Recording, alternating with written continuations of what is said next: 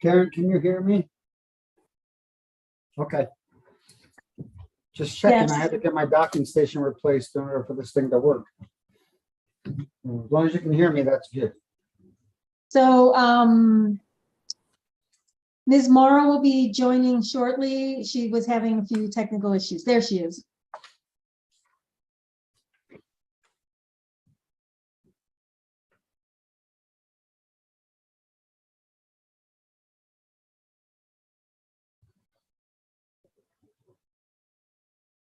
Just as a reminder, we are live and on YouTube, and we are being recorded. Afternoon, Dean Carey. Hi, Mr. Pepin. How are you? Tired, but you know, that's probably a good sign. Otherwise, doing fine. Good. Hi, Oh, everyone. finally, it's beautiful out. It's great. Hi, everyone. Nice to see you in person, sort of. Thank you. Thank you. And thanks so much for your help in getting me into the meeting.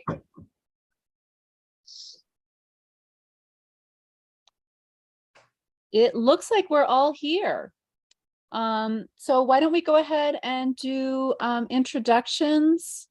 I'm Camille Carey. I am the Dean of the University of New Mexico School of Law, and by statute, I am designated as chair of this committee. Mr. Pepin, would you like to go next? Sure, I'm the director of the Administrative Office of the Courts, and by statute, I'm staff to your commission. Thank you. Ms. Oh, Wolf? Karen will introduce herself. Okay. Hi, I'm Carolyn Wolf. I'm president of the State Bar and designated to be on this commission also by statute. Thank you. Mr. Ortiz? I'm Pat Ortiz. I'm a retired attorney in Santa Fe, and I was appointed by the Chief Justice. Thank you so much. Mr. Flores? Hi, I'm Adam Flores. I'm an attorney here in Albuquerque, and I was appointed by the governor. Thank you. Ms. Morrow, welcome. Good afternoon, everyone. My name is Katie Morrow. I'm an attorney in Las Cruces, New Mexico. And this is my first meeting. I was appointed by the President Pro Tem of the Senate. Thank you. Ms. Ebler? Hi, my name is Karen Ebler. I'm with the Administrative Office of the Courts, and I am designated to support the JCC. Thank you. Representative Eli? Hi, Dean. Two things. One, I'm at home today taking care. I'm Nurse Ratchet, taking care of my wife. So I'm not dressed up, Justice, just so you know. And Dean, I want you to know that I serve on Legislative Council, and as we're discussing the anti-harassment policy, I was specifically warned not to put you in any position that would further complicate your life, something that I'm going to follow. I appreciate that. I do hear that you were cornered by Professor Stout about that. And Pretty remarkable. Yes, he did corner me. I appreciate your understanding and your change in path. I was a little surprised to see that in the paper. Yes, I apologize. We were just thinking of someone fair, so that won't be happening. Well, So, I appreciate that you think of me as fair. Thank you. Yes. I will take that as a compliment. Ms. Albright? Yeah, Jennifer Albright, Deputy Director of the AOC. Here is Artie's shadow. Thank you. Ms. Keith? I'm Ann Keith. I'm General Counsel to the Chief Justice. Thank you. And Chief Justice? Good afternoon, everyone. Thank you for engaging in this important work. Thank you. And Mr. Salazar? I am actually with our video networking group, and I'm just kind of here to be a fly on the wall, make sure everything goes as it should. Thank you for doing that. I appreciate it. Thanks, everyone, for your service on the commission and for being here today. Our next item on the agenda is approval of the minutes from the meeting we had on July 14th, 2022. Do I have a motion to approve those minutes?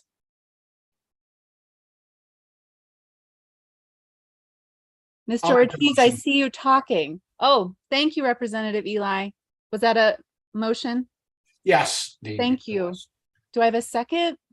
I will second. I'm assuming that the minutes we are approving are the ones with the two minor changes that I had submitted to Karen earlier this week.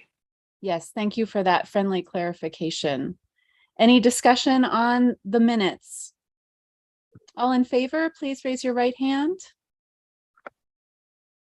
Opposed? Abstentions? Chief Justice, I did not see you either way. Oh, you do not vote because I'm you're not a member vote. of the commission. Right. Thank you. I'm a looky-loo. You're a very highly esteemed looky-loo. Thank you. Thanks, everyone. So our next agenda item is to discuss the statutory proposals regarding judicial compensation. Mr. Peppin, thank you.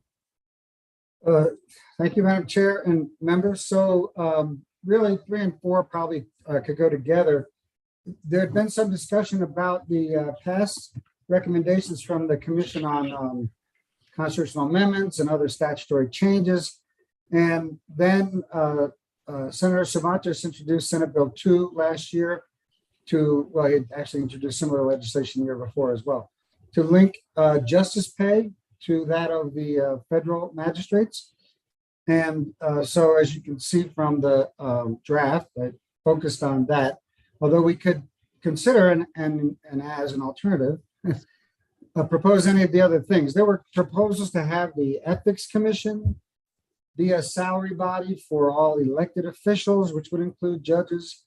There have been discussions of this commission making binding recommendations to the legislature. But given everything that happened during the 22 session, which that bill, section 5 of that bill did what's recommended in this draft report. It got all the way to the governor, got vetoed. So we expect we'll have a better outcome if we get a similar bill standalone on the compensation to the governor. That's the statutory proposal that is the focus of the draft. I should apologize. I really tried to get the draft out sooner.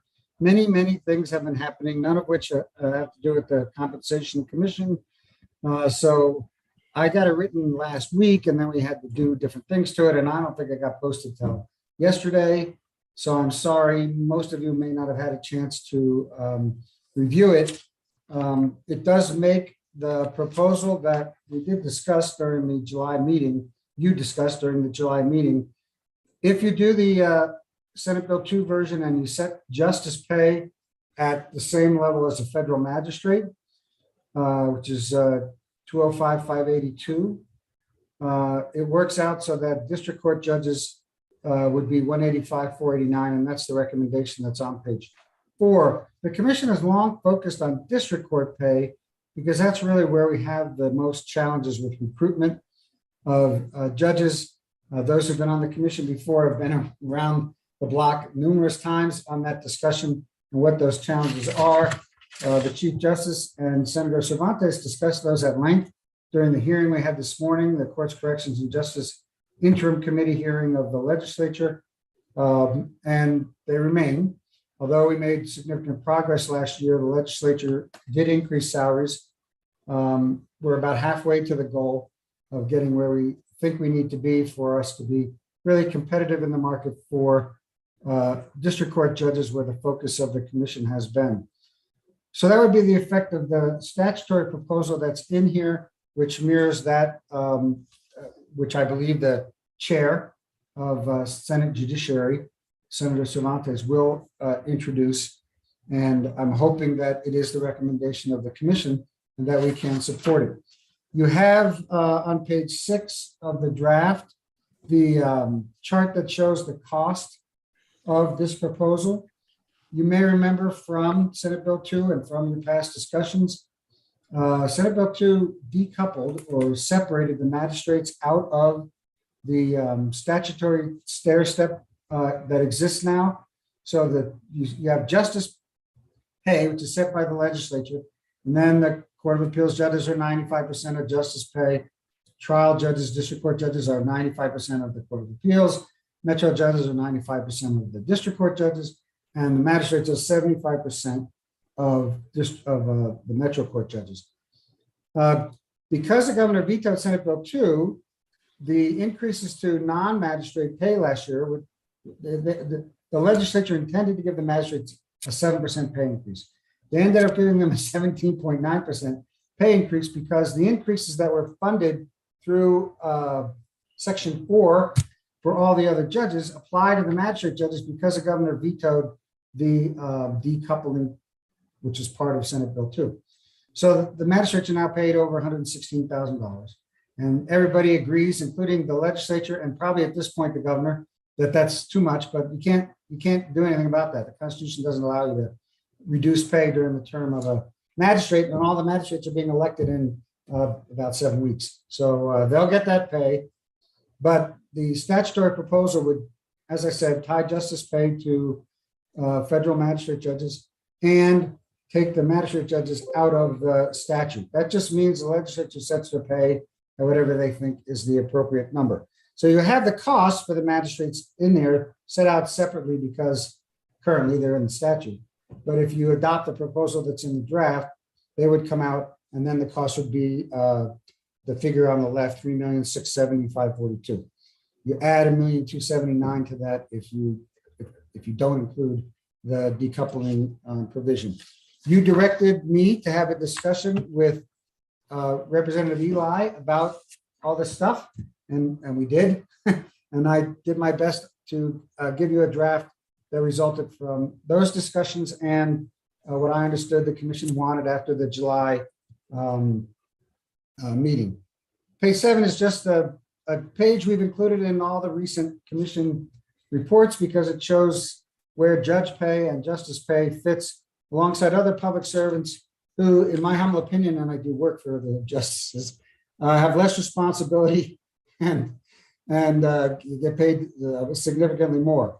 And I think it's the biggest competitor, as Senator Cervantes mentioned during our hearing this morning, is really with federal judges because we lose our judges to the federal bench anytime there's a vacancy. And certainly a big part of that is compensation. So there's a discussion in there about why magistrates should be decoupled. It's long, perhaps tedious. You can tell me you don't like it, you want it taken out or reduced. But what you ended up with is a draft from me that would have the commission recommending tying statutorily Supreme justice pay to that of a federal magistrate, which is currently the $205,000 I mentioned.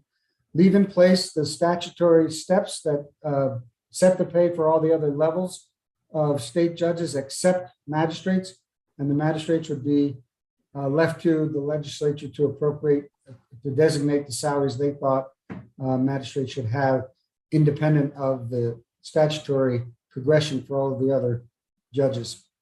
That's it, Madam Chair. I'm sorry I didn't give you more time to review it, but it's a lot. It's very straightforward in terms of the recommendations compared to some more complicated things that have happened in the last few years. I could talk about retirement a bit, but I thought maybe I should pause because I didn't discuss retirement in the draft. And I think the direction from the commission last time was, let's see what happened with the changes that were made already, which I have talked with the director, Mr. Trujillo of the PERA, which of course includes the judicial and the magistrate retirement funds. He's very encouraged that the report they'll do, the annual report through the end of fiscal year 22, which will be published at the end of October, will show significant progress for the judicial retirement account and continuing steady progress for the magistrate retirement account due to some statutory changes that have been made in the past and the appropriation of $20 million in the last legislative session into the judicial retirement. But I would be happy to answer any questions about the draft report or the statutory proposal and the recommendations that, to my understanding, I hope the draft encompasses what the commission wants. And if not, I'm here to hear about it so I can fix it. Thank you, Mr. Peppin. First, I'd like to thank you and Representative Eli for working on this together, and thank you and Ms. Ebler for your work on the report. It's a very nice work product. Thank you very much for doing that. So I believe we've gone through items number 3 and 4 on our agenda, and we've now are arriving at number 5 to discuss the recommendations and review the report. So at this time, are there questions for Mr. Peppin or discussion issues that commissioners or other participants in this meeting would like to raise? Yes, Ms. Morrow. Hi there. So I'm brand new here, and I did watch the video of the last meeting. So I was just trying to kind of get up to speed. But one of my concerns with the draft report is that it specifies a figure for district judge pay rather than, and I know that the discussion within the report actually does tie it to federal magistrate pay, but the 185,489 for district judges would be tied to the federal magistrate salary this year in 2022. And that is tied to federal district judge salary on an annual basis, which does increase on an annual basis as well. So my concern with actually putting a number in this report was that we were basically tying the district judge salaries in 2024 to the federal magistrate salaries in 2022. And I don't really know how that works functionally with the state budget, and whether there is a way to actually tie them on a year-for-year basis, or whether we're going to have to meaningfully tie them, a couple of years behind. But I just wanted to raise that question because I was not clear as to how that would work in a kind of practical sense. Should I address that, Madam Chair? Yes, please. Thank you, Mr. Peppin. So it's a very good question, and I should have been smarter and just taken some more language out of the alternate language that's in Senate Bill 2.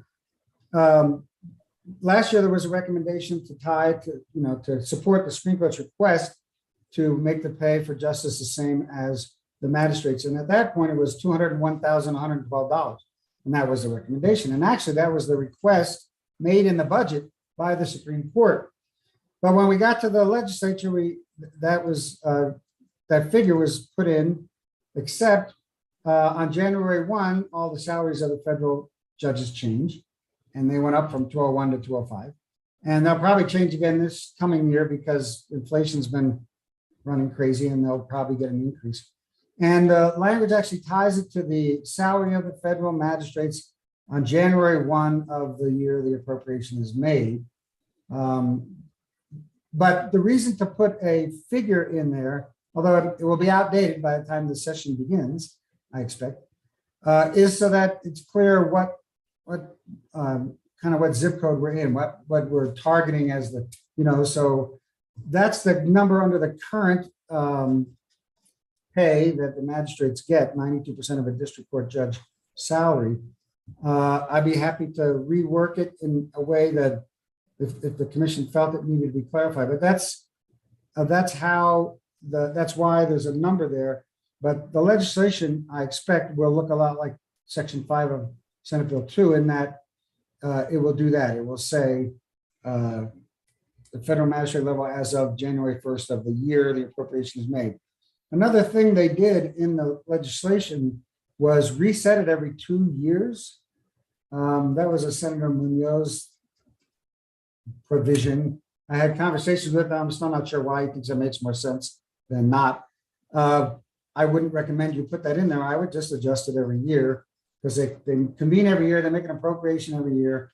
But that was also in the language for Senate Bill 2. So, Madam Chair and Member Morrow, I'm happy to adjust that recommendation that's listed on page, written about on page 4 with a specific number, but that's why it's there, mainly so that whoever reads it will know what kind of target we're aiming at.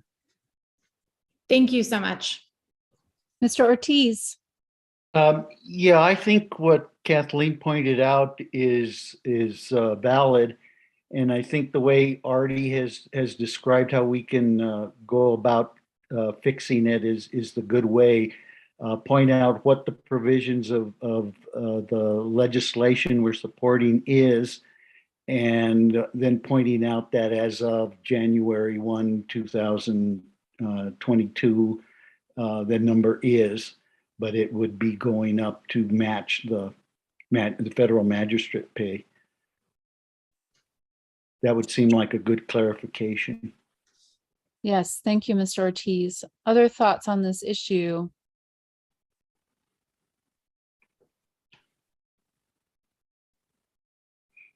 So as I understand it, the proposal is we make a minor revision to the report saying that the numbers will be adjusted accordingly. But this is an estimate for now, in that it has some utility to the reader to understand the ballpark numbers that we're looking at. Mr. Peppin, your thoughts on that? Madam Chair, I think that makes good sense. You know, you're required by statute to submit your report by December 1st, and they don't arrive till January 17th or whatever. So you can't really make a report based on what's going to happen on January 1st. So I think that's a good way to handle it. I can adjust that into the first paragraph so that it's clear. It's tied to what the salary is on January 1st of the year, and that may change. And if it does, that's the intent, is to have the legislative language tie it to that. Thank you. Any other thoughts or comments about that particular aspect of our report or any other aspects of the report? Yes, Mr. Ortiz.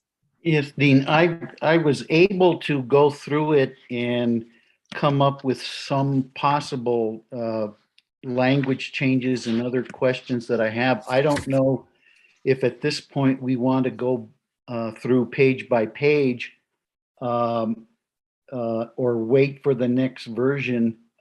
If we want to wait till the next version, I can always send what I have written down in the margins to Karen and Artie so they can take a look and see if they make sense.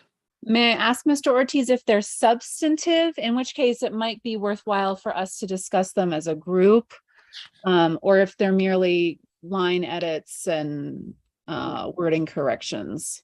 Well, most of them, I think, are wording corrections, maybe some inconsistencies that I found from one to another. I think the most substantive is on page 3, the summary of the recommendations, where we're including some that we're not making. And then I suggested moving one section around.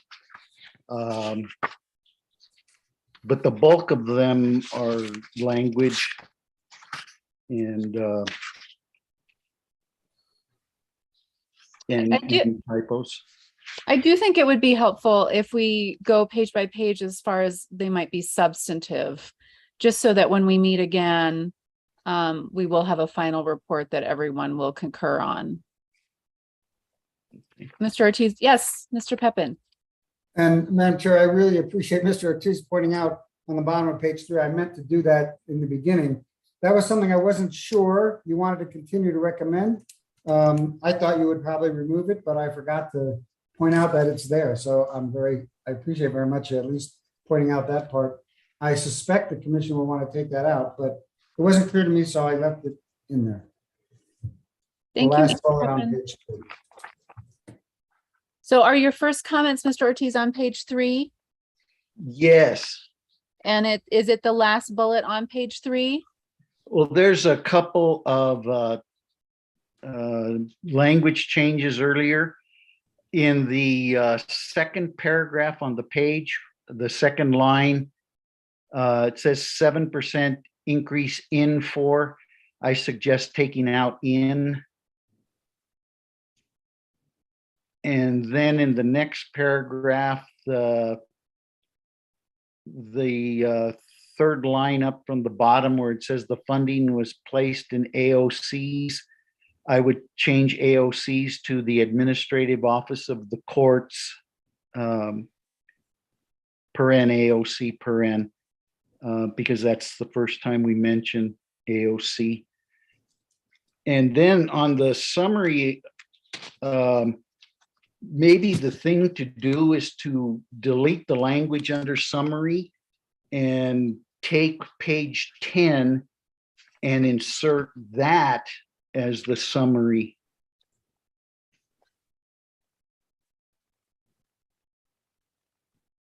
As one possibility. Artie might have a better way of doing it.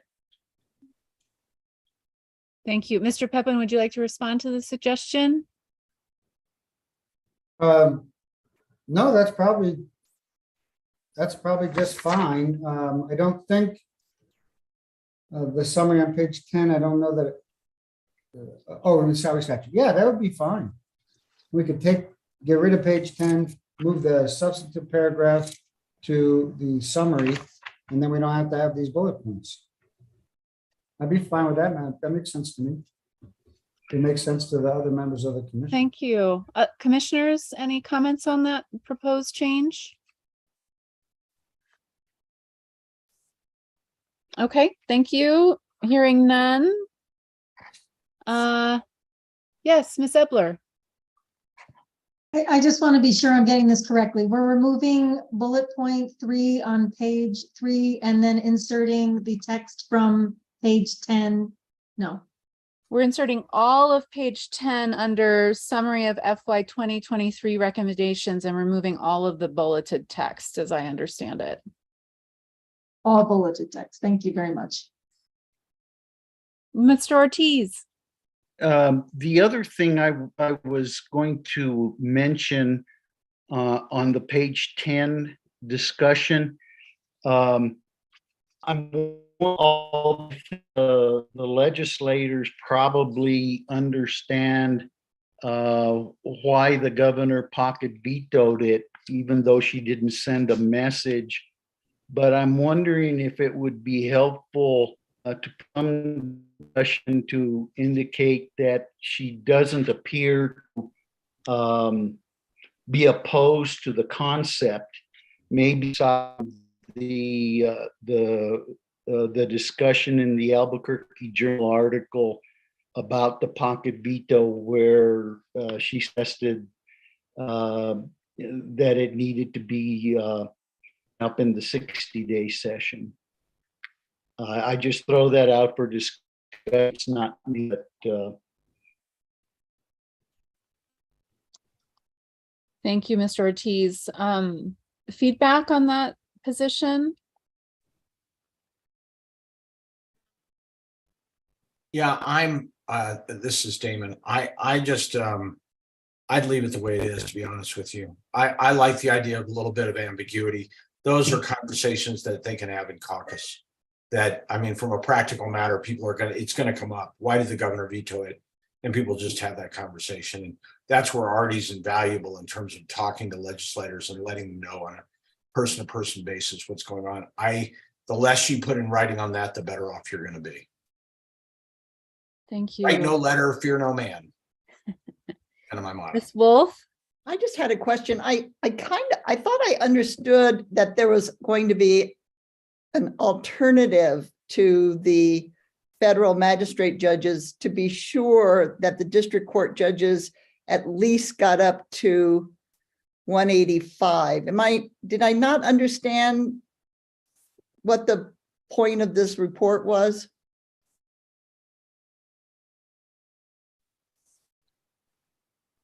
Mr. Peppin, do you want to respond? Yeah, I understood it was to use the statutory mechanism that passed last year as the way to get the district court judges there. I feel confident that there'll be some compensation activity for judges. They could decide not to support the bill, a Senate Bill 2 kind of bill. But I suspect they'll support it. It's whatever the commission thinks is the right way to go. If you want to take a little more cautious approach and say, at the very least, they should set the 2024 fiscal year 24 salary at 205, even if they don't want to go all the way to making it a statutory mandate for every legislature. We could do that. I suppose if that's the way they're feeling, that's what they'll do to the bill.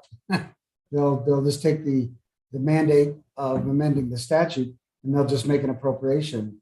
But it's hard to predict what they'll do. They had compensation in 3 different places last year in House Bill 2, and it caused a lot of trouble. And I think it helped Senate Bill 2 have trouble. So it's up to the commission whether you want to have a kind of a reserve position or something like that expressed in your report. Ms. Wolf, do you want to respond to that?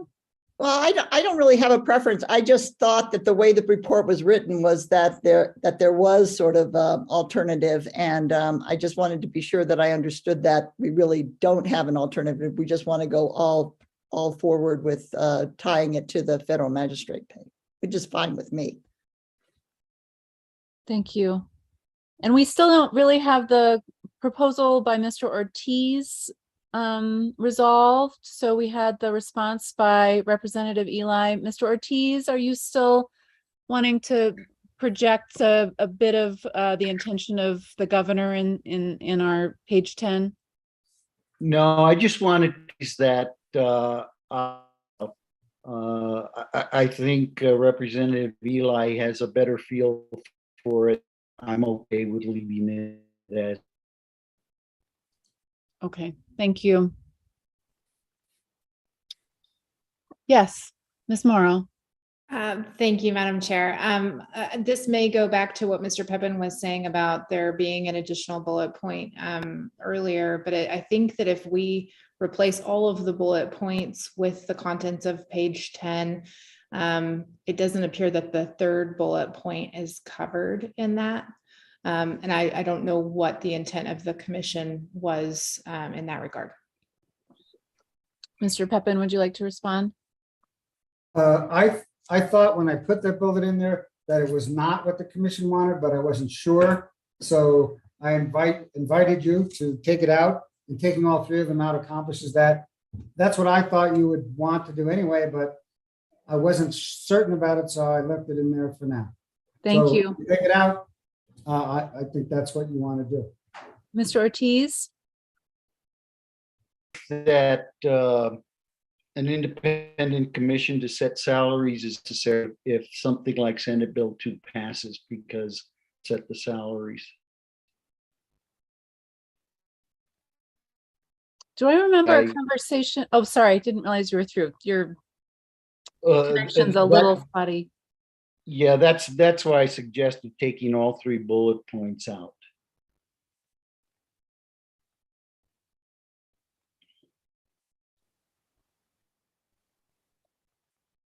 So we have a question as to whether we want to leave in the 3rd bullet point. I feel that I recall from our last meeting, there was some discussion that we really wanted to focus on the compensation issue and not also include this one going forward, but my recollection may be incorrect. Anyone else have a better recollection on that point from our last meeting?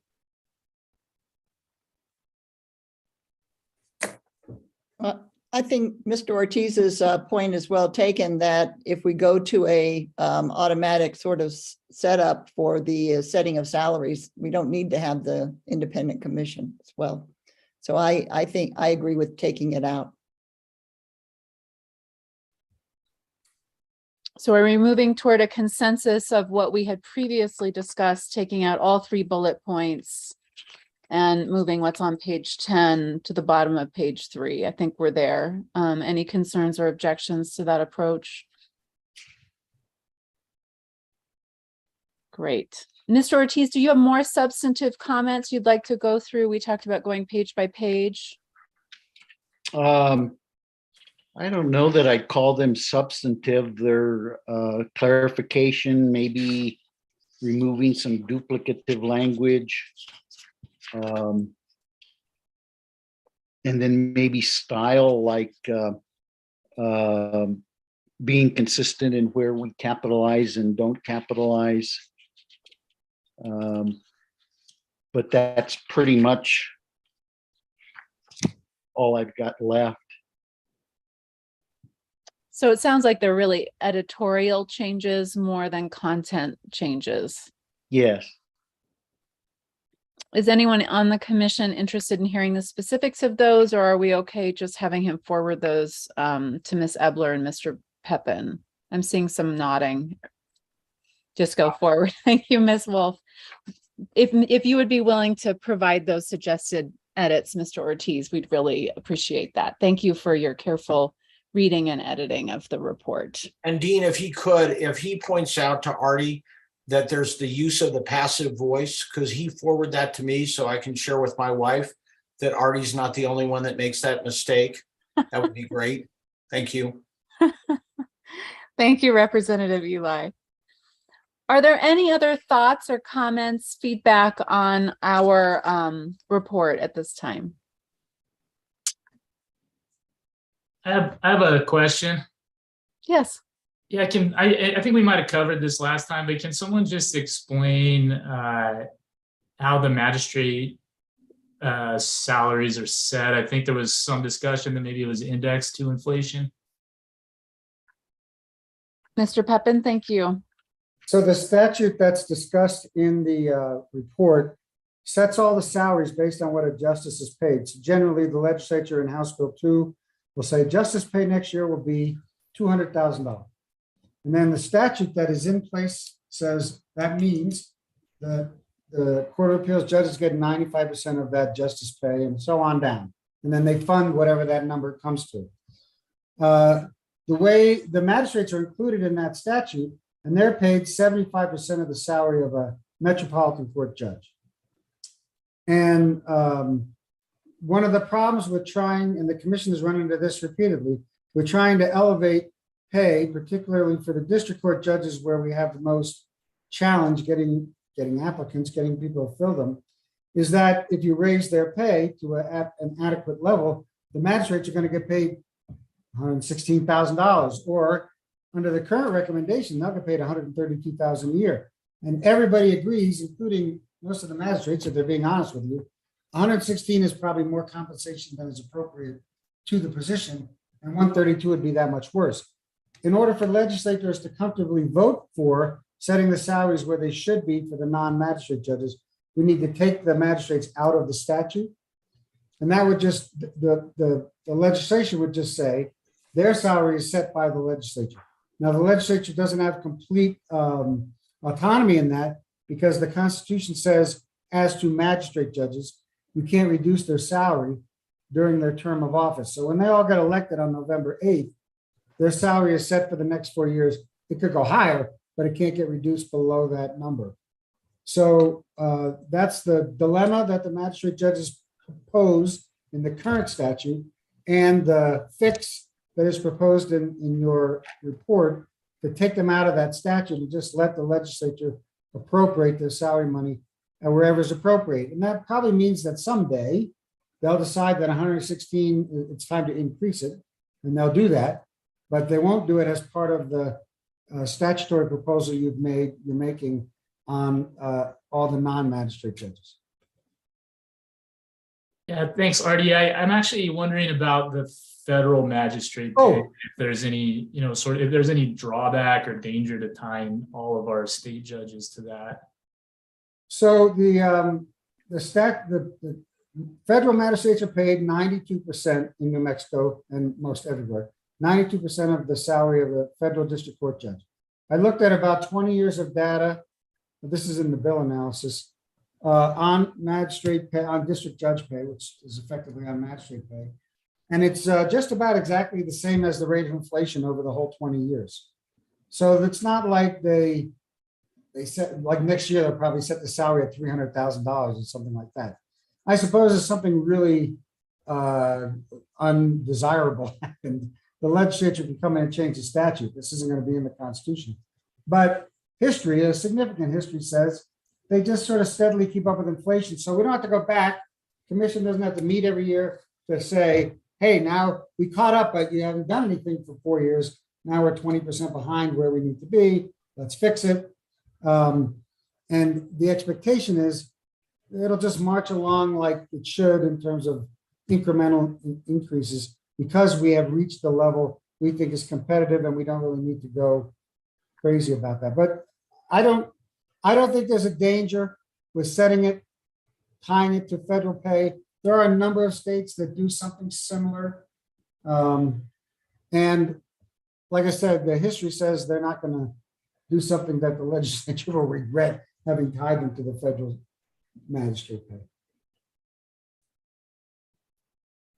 Thanks, Artie. Any other comments or questions? My sense is that the commission will overall be satisfied with the report once we've made those few changes. Unless anyone has any other comments on that. And Mr. Pepin, you've been at this a lot longer than I have, but I am guessing we would need another meeting to approve the report. Is that true? Madam Chair, you do have to vote on the report when it's finalized. You can do it without, well, now we get on video. We used to make everybody come to Santa Fe, right? Which you could do again, it's up to you. But we used to do that usually by some kind of electronic vote. But you could have a short meeting where everybody gets together and says, I read it. Maybe Mr. Ortiz sees something I missed in terms of a grammar error or something. We finalize it and you vote to approve the final. But yes, you will have to vote on that, and you can set the timing on that whenever you're interested in doing that, as long as you finish its final before December 1st. The sooner the better. We are having a lot of meetings with interim committee members and with legislators, and we will take this thing with us wherever we go when we talk about compensation and say, it's not just a good idea for us or the sponsor, Senator Cervantes, all the level-headed people that you've all had a hand in appointing are also making this recommendation, and that would be helpful. That sounds like a very prudent way to proceed. Thank you, Mr. Pepin. So we will schedule a very, anticipate that it will be a brief meeting to review the proposed final report and vote on that. Ms. Ebler, could you help us with scheduling that meeting? Thank you very much. Dean, can I just ask Artie, is this time sensitive in some way that we've got to get it before December 1? I really don't know. I'm just curious. So the Supreme Court and the Court of Appeals will be in front of the LFC to present their budget October 18, I think it is. And the AOC and all the other courts will be in front of the LFC in November. It would be really good, because usually when the statewide entities, state Supreme Court and Court of Appeals go, we give a little overview of the whole budget. We really do that more in depth in the November hearings. But if it were ready before October 18th, we would certainly make it part of our, I would ask the Supreme Court, because their budget is the one that's in front of the committee, to make it a part of the discussion. And that certainly can be done. I mean, I know it's the 29th of September, but we're not talking about changes that require hours of work. Yeah, then I would suggest we have schedule a meeting prior to the next LFC meeting, I guess, October 18th. I don't see there any reason for delay. I think that sounds reasonable. So we will endeavor to get a meeting scheduled so we can get our final report approved before October 18th. Yes, Mr. Pepin. Madam Chair, if you like Thursdays, 2 weeks from today is the 13th of October. If nobody has a conflict with that, we could schedule it now for that afternoon and get it all knocked out in 30 minutes or less, I'm guessing, I'm hoping. I will be on an airplane that afternoon. I can check my exact flight times. I believe the morning is the swearing in of new lawyers. Is that correct, Justice Bacon?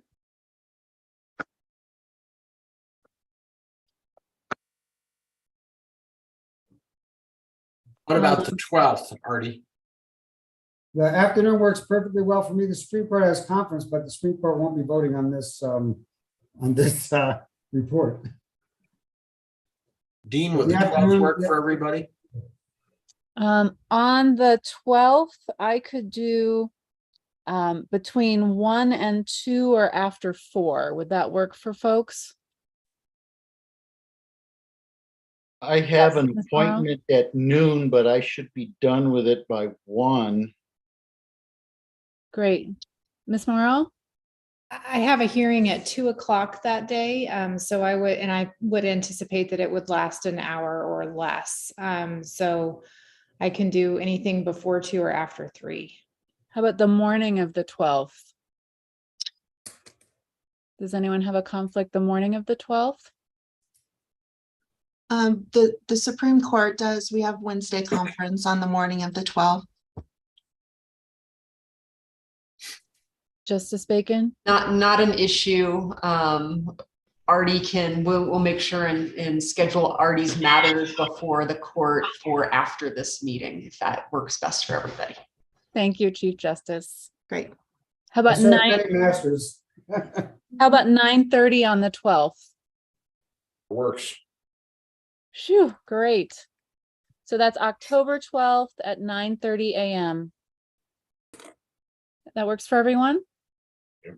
Fantastic. How efficient of us. Is there Madam any Chair, other? I will, sorry, So go ahead. Karen, hear me now and remember later. I will endeavor to make sure you have all these revisions on or before Friday the 7th, so you have time to look at them. Thank you. Thank you for making the revisions. Is there any other business before this commission? I would entertain a motion to adjourn. So moved. Second? All in favor? Great. Thanks everyone for your service, and we will see you on October 12th at 9:30 a.m. here on your Zoom. Thank you so much. Thank you, Dean. Thank Have a you, great rest of everyone. your day.